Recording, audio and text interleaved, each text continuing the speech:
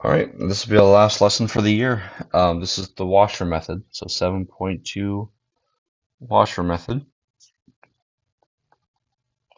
And I don't know if you guys are adapt to working with hardware for like woodworking or when you put metal pieces together, but sometimes when you have a screw or a bolt and a nut, you have something called a washer, and it looks like this. Circle on the outside.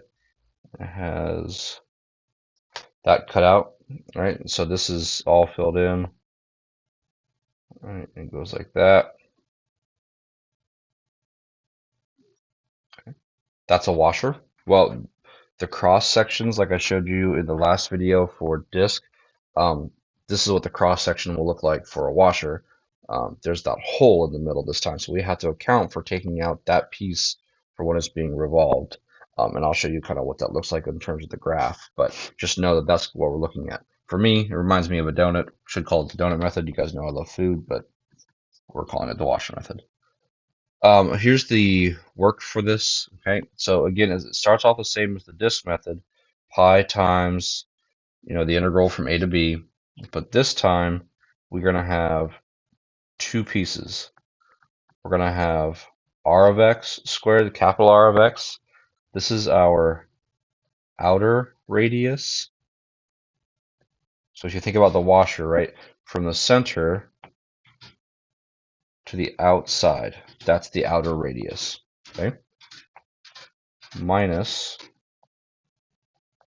the inner radius squared, and then we'll put the dx there while I'm here. And this is the inner radius. And that would be from like the center to there, right? Because we have to subtract out the volume of that hole that hole would create because it's not there. So I subtract off that green portion. So it's exactly the same as yesterday. You're just basically doing two separate problems. Or as the last video, you're gonna find the volume based on the outer one. You're gonna find the volume based on the little inner circle, and then you're just gonna subtract those two. Um, but it can be a little bit more tricky to see sometimes for these, so just want to be careful with them. So let's just jump into an example. Example one. Find the volume. So remember, we're talking volume because when we rotate these about an axis, it's going to create a 3D shape. That's what we're looking for. So find the volume by rotating the region bounded by y equals the square root of x and y equals x squared about the x-axis. Okay, so we got to get a visual of this first. I think it'd be good to see it. So here is, they both start at 0, 0. The square root of x looks like that. And y equals x squared looks like this. So here's our bounded region. And then we're revolving it around the x-axis. Now, if you notice, what's happening is yesterday, I keep saying yesterday, it's just the last video. The disk method, the shaded region always was against, the entire shaded region was against the axis of revolution. But in this lesson, there's this gap, right? So if you think about it like this, where I just highlighted in yellow, right, there's a gap between where you're revolving it around and the shaded region. Okay, this is where those washers are going to be created. So you're going to have those, if you do the cross sections, you're going to have an outer ring and then they're going to cut out that middle piece. That is what creates that washer, that gap between the shaded region and our axis of revolution. Okay, so that's what makes that washer. Hopefully you can kind of visualize it. Again, if you can't, either let me know or Google it and just look up the washer method and maybe they'll have some good cross sections. Some books put out pictures that are pretty good. Okay, so what we need to do is we need to figure out where do these two equations cross. We need to get our A and our B. So we set those equal to each other. So x squared equals the square root of x. We're going to square the square root to get rid of that. So it's x to the fourth equals x. Subtract x. X to the fourth minus x equals 0. Factor out an x, you get x cubed minus 1 equals 0. Set those equal to 0. X equals 0. X cubed minus 1, oops, 0. Add 1. X cubed equals 1. The cubed root of 1 is 1. So x equals 1. So our bounds are x equals 0, x equals 1. All right. So this is where the inner and the outer radius is going to come into play. Okay. The outer radius is the farthest, so think of your bounded region if you're looking at it. The farthest region away from wherever you're revolving it around. So in this case, we have the x-axis. So the farthest one away would be here. This red line would connect this one to this one. Okay. The inner region is this one to this one. All right.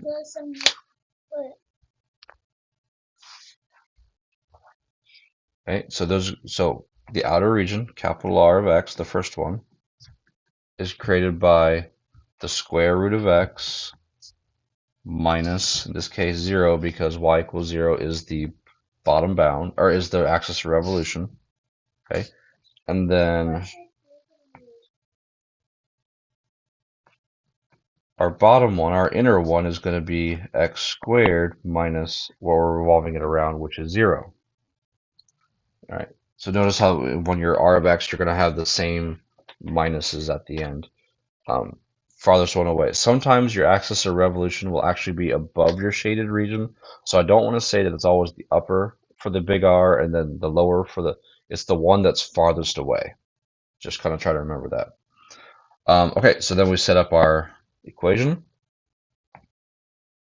Volume equals pi times the integral from 0 to 1 of capital R of x, so square root of x minus 0 squared minus little r of x, which is x squared minus 0 squared dx.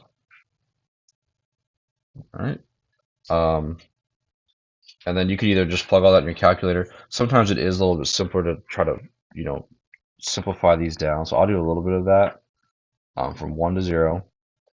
The square root of x minus 0 is just square root of x. When you square root x squared, you get x minus x squared minus 0 is x squared. Square that, you get x to the fourth, and then dx. So that can be a little bit easier to plug in into your calculator and do it that way. And then when you plug that in, you get 3 pi over 10. And honestly, I don't have the decimal approximate for that. So whatever that comes out to be, you can check it. All right, so that's the first example. Let's do another one. I think I have one where the bound is higher. Yeah. All right, example 2. We're going to use the same bounds as example 1.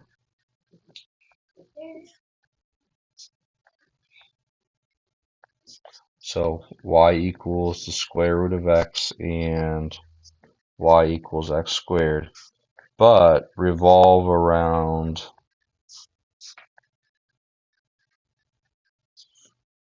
y equals 2. So let's get a visual of that. Square root x squared.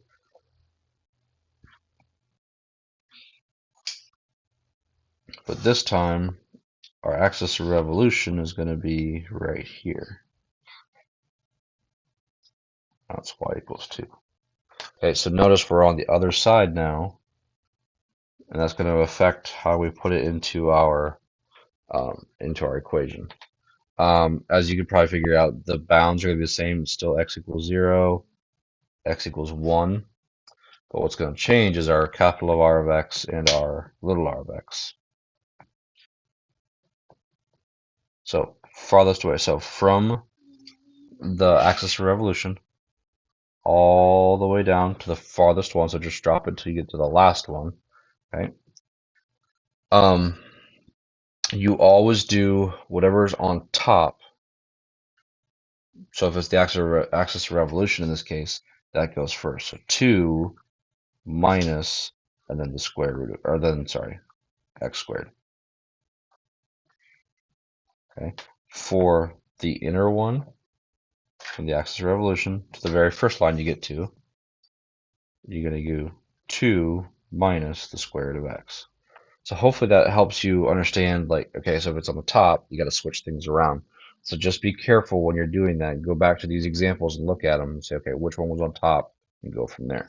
So your last setup then for your volume equals pi times the integral from 0 to 1.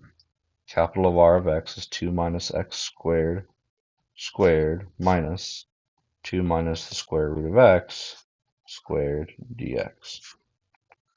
This one probably just easiest to try to plug in your calculator, and you get 3.25 units cubed. So just got to be careful with these, making sure that you're revolving them, your axis of revolution, understanding where it's at, and then creating that hole and trying to understand what that looks like. So just be careful.